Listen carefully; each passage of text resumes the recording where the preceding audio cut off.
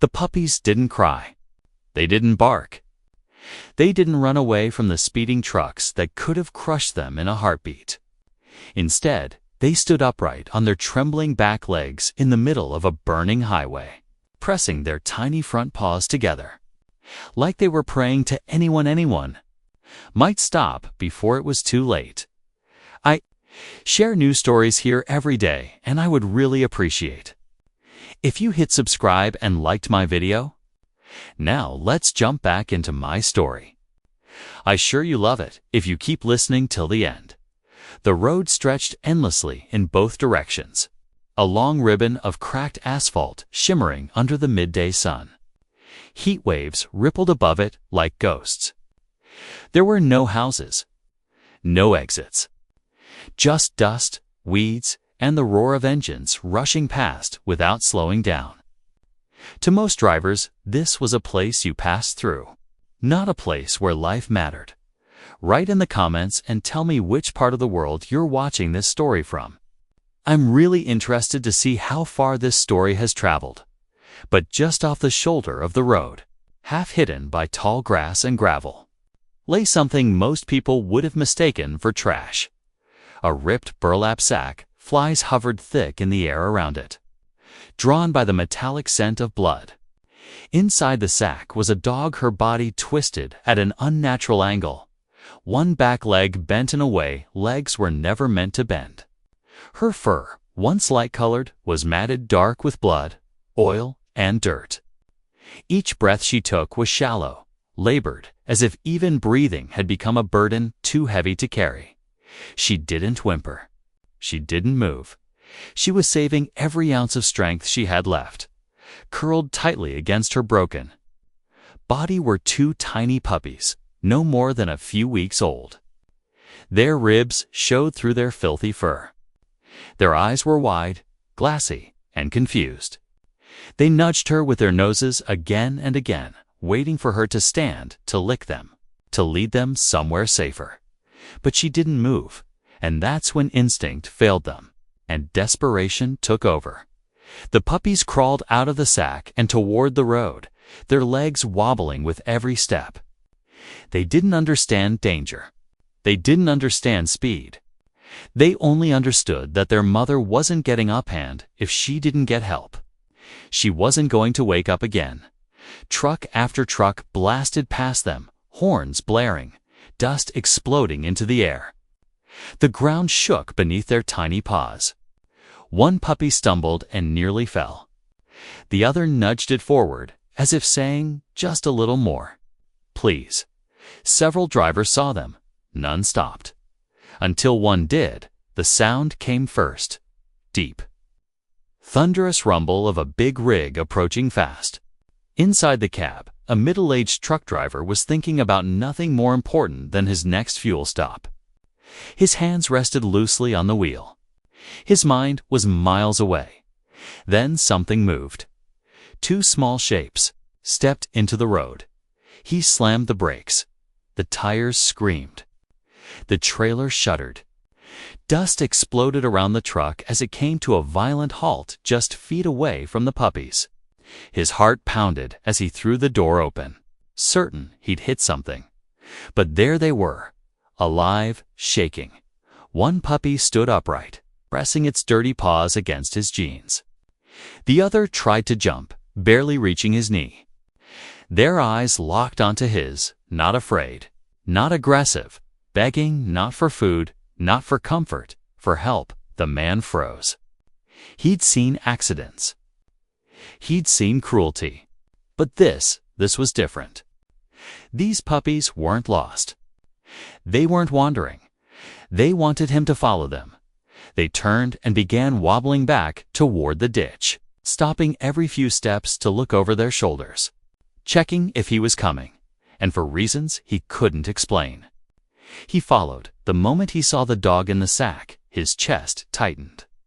He knelt beside her slowly, afraid that touching her might be the thing that finally broke her. She lifted her head just enough to meet his eyes. No growl. No fear. Just quiet trust. That was the moment his life took a turn he never saw coming. And this was only the beginning. The dog didn't try to move when he reached her. She didn't bare her teeth or shrink away. She only watched him with eyes so tired they looked older than the road itself, as if she already knew this man was her last chance, and she was too exhausted to fight fate anymore. He swallowed hard. Up close, the damage was worse. One back leg was shattered, twisted beneath her body. Blood had dried in dark streaks along her belly and side. Flies scattered as he waved his hand, and the smell told him she'd been lying here for hours, maybe longer. Every shallow breath rattled softly in her chest. The puppies pressed against his boots, whining now, tiny sounds that felt painfully loud in the silence between passing trucks. They kept nudging him, then nudging their mother, like they were afraid he'd disappear if they looked away for too long. "Hey. Hey, girl," he whispered, his voice rough.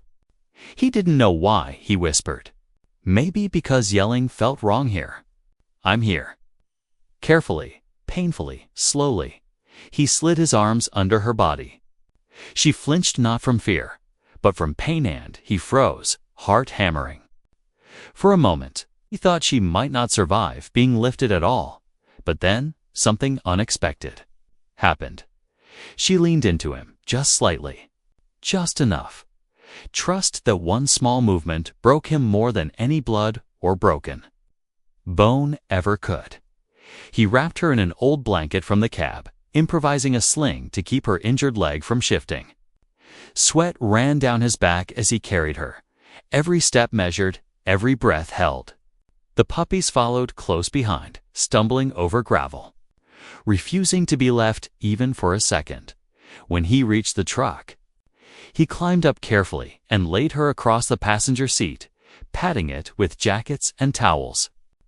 Her breathing was still shallow, but steady. The puppies scrambled up after her, curling instantly against her, sides like they'd been holding themselves together by sheer will alone. Only then did his hands start to shake. He sat behind the wheel for a long moment, staring straight ahead, the engine still off.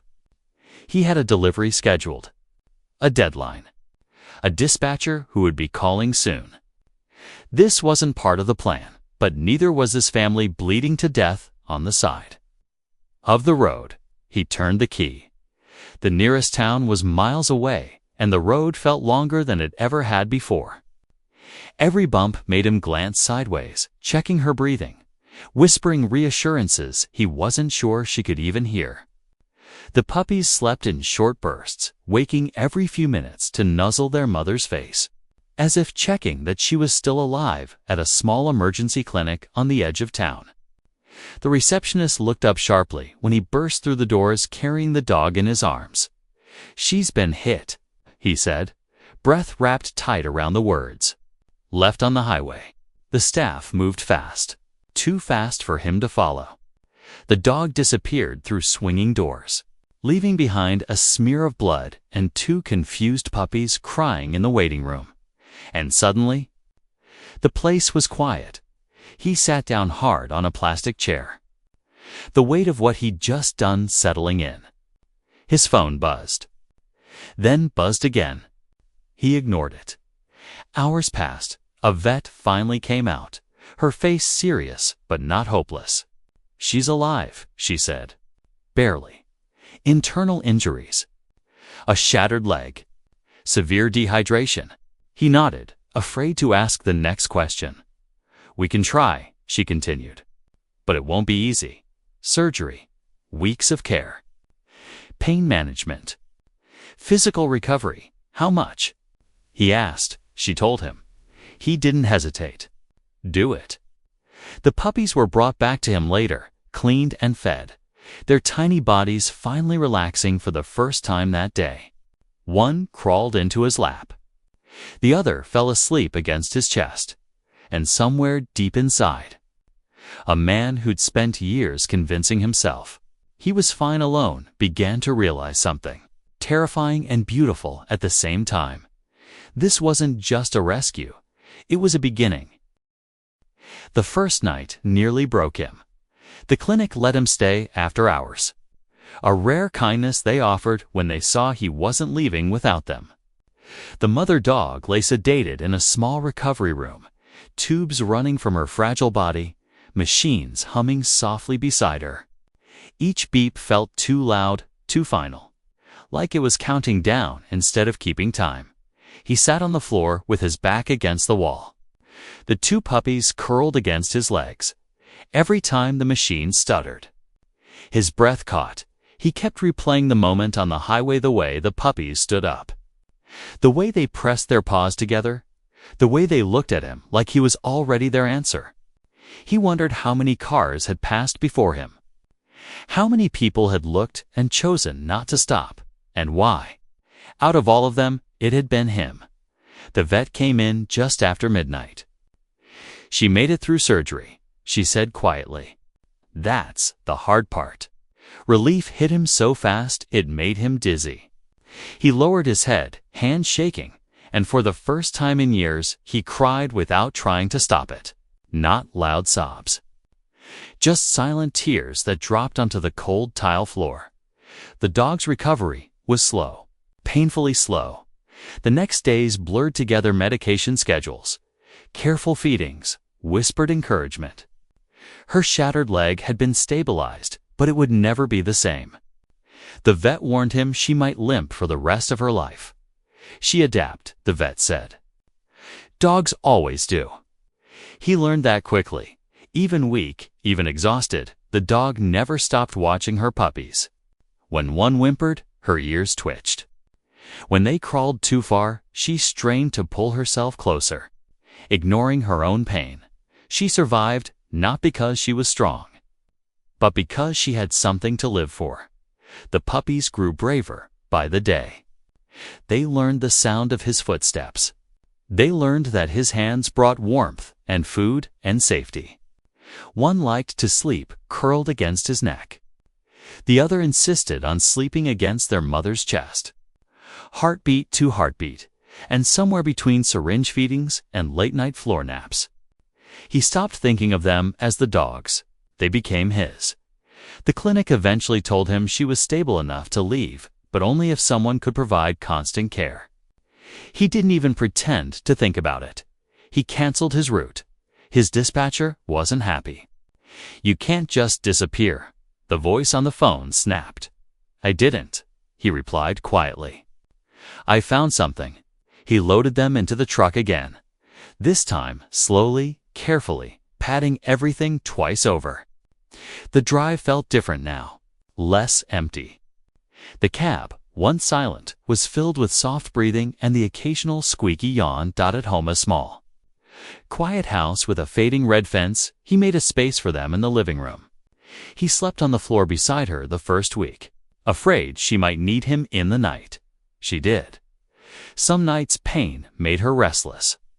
She'd whine softly, and he'd sit up instantly, placing a hand on her side, whispering nonsense, just to let her know she wasn't alone. Each time, she settled, trusting him completely. Neighbors noticed. A man who rarely spoke suddenly had vet visits, puppy food deliveries, and tiny paw prints on his porch. People asked questions. He shrugged them off, but inside, something was changing. The dog began to heal. Slowly, stubbornly. She learned to stand again, then to take a few careful steps. Her tail wagged for the first time since the highway, a small motion that felt like a miracle. The puppies discovered the yard, the grass, the joy of chasing nothing at all, and one afternoon, as he sat watching them tumble under the sun, the dog limped over and lowered herself beside him. She rested her head on his knee, looked up at him, and let out a long, peaceful breath. It wasn't gratitude, it was belonging. And in that moment, he realized something he hadn't admitted to himself yet. Saving them had saved him too. The first real test came on a quiet morning, weeks after the rescue. When the dog tried to run, it wasn't much of a run, just a sudden burst of determination as one of the puppies tumbled across the yard, squeaking in delight. She pushed off without thinking, instinct stronger than memory. And for a split second, she moved, like she used to. Then her injured leg gave out. She collapsed with a sharp cry that froze him mid-step by the time he reached her. She was shaking more from fear than pain. The puppies circled her anxiously, licking her face, confused by the sudden change. He knelt in the grass, hands gentle but firm, murmuring her name over and over until her breathing slowed. That night, guilt hit him hard. Had he brought her here only to remind her of what she'd lost? The vet's words echoed in his head. She adapt. But adaptation wasn't painless. It came with setbacks, frustration, and moments that felt unfair. The next morning, he made a decision. He rearranged his life around her recovery. Rugs replaced slippery floors. Ramps replaced steps. He learned how to massage her leg, how to stretch it without hurting her, how to read the signs of exhaustion before she pushed herself too far. The puppies watched everything. They learned to slow down around their mother, to curl up beside her instead of racing ahead. It was as if they understood that strength wasn't about speed anymore. It was about staying together. Days turned into months. Her limp softened. Not gone, but manageable. She moved with a careful confidence, placing each step as if she'd negotiated a truce with her own body. The pain faded into memory, replaced by something steadier, peace. One evening, while brushing her fur on the porch, he noticed something that made his chest tighten. Scars, long ones, old ones, marks that didn't belong to the highway. She hadn't just been abandoned that day. She had been surviving for a long time before him. The realization changed the way he looked at her. This wasn't a broken dog he'd saved. This was a survivor who had endured cruelty and still trusted when it mattered most. Word of the rescue spread slowly. Someone posted a photo. Someone shared the story. Messages came in, people thanking him, calling him a hero. He didn't feel like one. Heroes, he thought, didn't hesitate. They didn't question the cost. They didn't almost drive past. He knew the truth.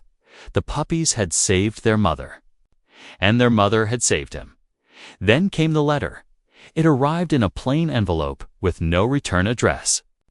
Inside was a single note, written in shaky handwriting. I saw what you did. I was one of the cars that didn't stop. I think about it every day. Thank you for being better than me. He sat with that letter for a long time. Forgiveness, he realized, wasn't about being perfect. It was about choosing differently when the moment came again.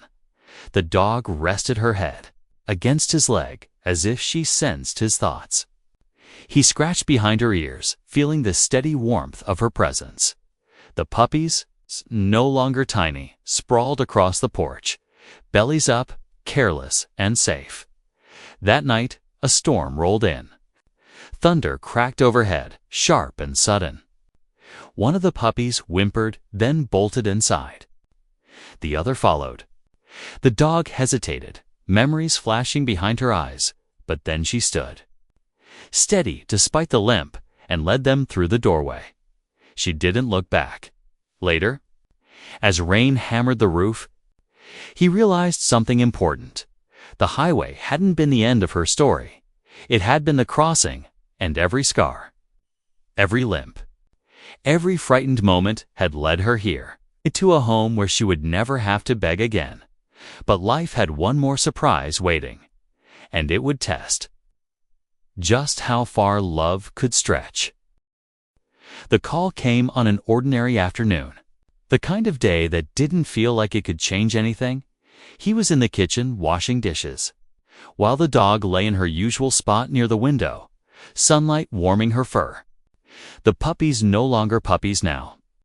All legs and energy were outside, arguing loudly over a stick that neither of them actually wanted. His phone buzzed. He almost ignored it. Almost. This is the County Animal Services, the voice said when he answered.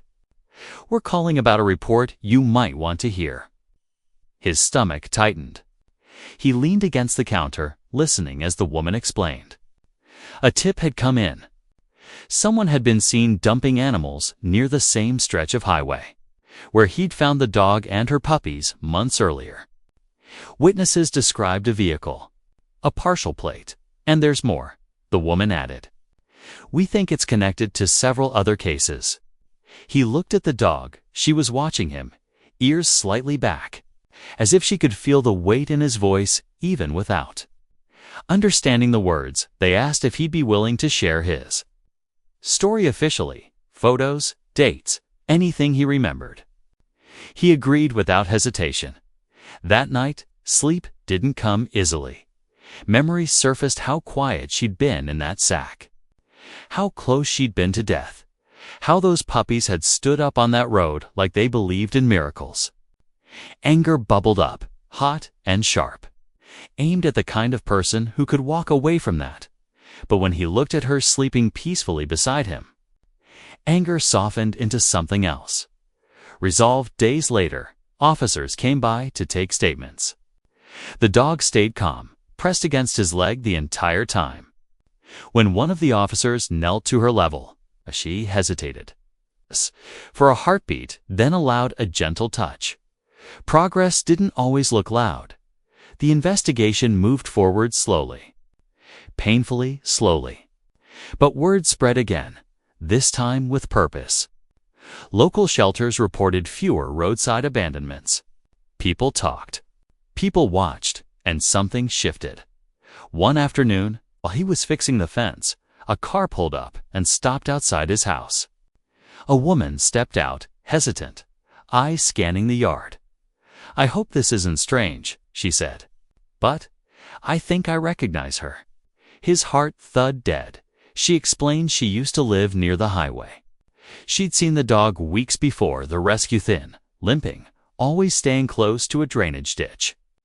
She'd tried to help, but had been scared off by someone who claimed the dog was handled.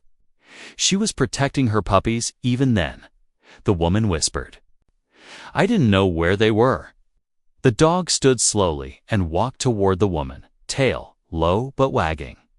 She sniffed her hands, then leaned in, accepting the familiar scent of someone who had tried, even if it hadn't been enough. That night, he sat on the porch long after the sun went down. Listening to the quiet breathing of the family around him, he realized something important. Love wasn't just rescuing, it was choosing to stay. The puppies, now strong, healthy and curious, would soon need homes. Good homes.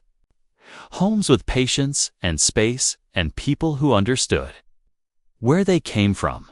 The thought twisted his chest. He wasn't ready, but life, he knew now, didn't wait for readiness. Weeks later, the first adoption happened. He watched as one puppy left in the arms of a gentle family, tail wagging, eyes bright. The dog stood beside him, calm but alert, watching until the car disappeared. She didn't chase. She didn't cry. She trusted. The second adoption followed soon after. Another goodbye. Another promise that love didn't disappear just because distance existed. That night, the house felt quieter than ever. The dog climbed onto the couch beside him, something she'd never done before, and rested her head against his chest. He wrapped his arms around her, feeling her steady heartbeat. "You're not alone," he whispered. And neither was he, because the greatest rescue wasn't about saving lives. It was about building one, and the final chapter was still waiting. The house never felt empty the way he feared it would. Yes. The silence was different after the puppies left, less chaotic, less joyful in that reckless way only young life can be. But it wasn't hollow. It was peaceful. Like the calm after a long storm when you realize the sky has finally decided to be kind. The dog adjusted faster than he expected. She still checked the yard every morning, walking her familiar path along the fence, nose low, tail swaying gently. Sometimes she paused where the puppies used to wrestle, ears twitching as if listening for echoes. Then she'd turn back toward the house, toward him. Choosing the present over the past. He admired that about her. Life settled into a rhythm. Morning walks, short but steady.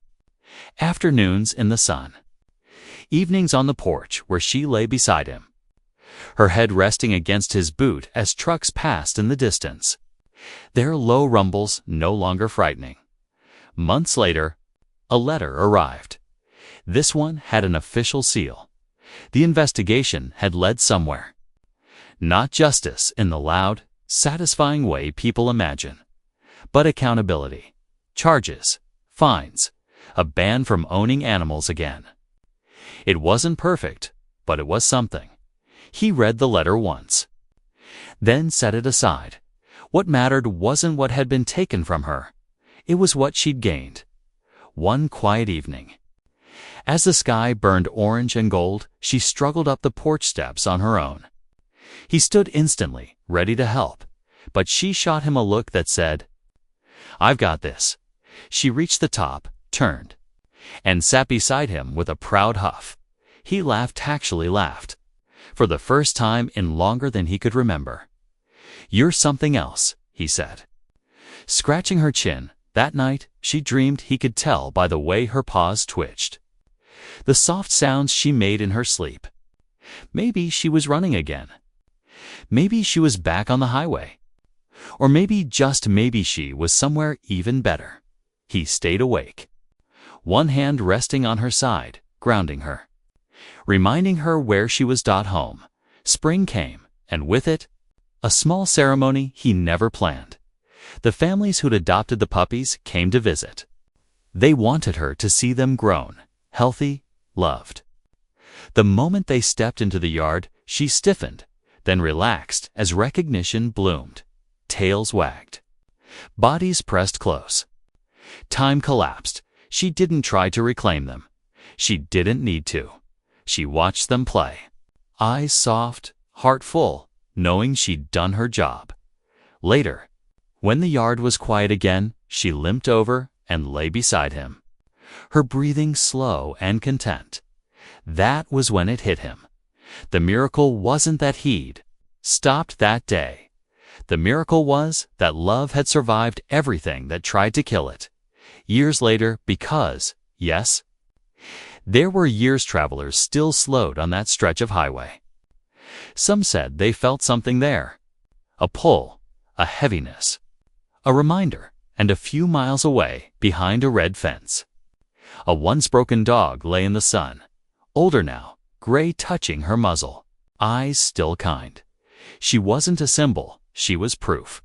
Proof that kindness doesn't have to be loud, that rescue doesn't always wear a cape, that sometimes the bravest thing in the world is standing still on a dangerous road and hoping someone will care enough to stop.